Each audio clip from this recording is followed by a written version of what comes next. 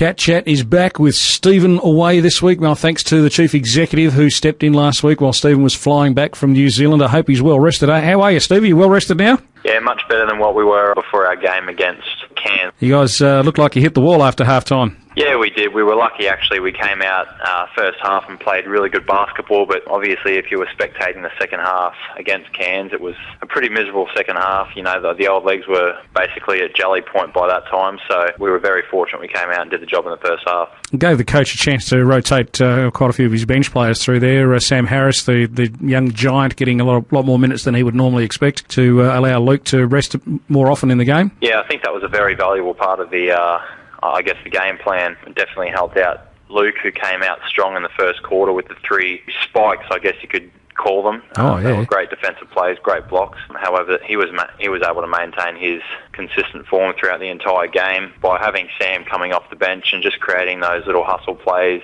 a few blocks and a few big rebounds, and obviously making it very tough for the opposition to score inside the paint. That was very good for us. Well, the player with a hot hand last weekend against Cairns was player number 3, Stephen Way. 10 points in the opening quarter. Yeah, I think it was very important. We did come out in the first quarter and the second quarter and, really put our foot down and try and bridge a bit of a lead on, the score. So I basically took it upon myself to come out and make sure that I was aggressive, and I started out with the mindset basically just attacking the glass, running my lanes hard, basically ended in a few layups, and from there I was able to get rolling, get to the free throw line, get a few easy buckets. And as we mentioned earlier, the bench was able to rotate through. Jesse Wagstaff coming in for you on occasions. Certainly didn't let up on the points production, and getting a few assists in there as well to one Sean Redditch, who is billed by the local court announcer as the best player in the league.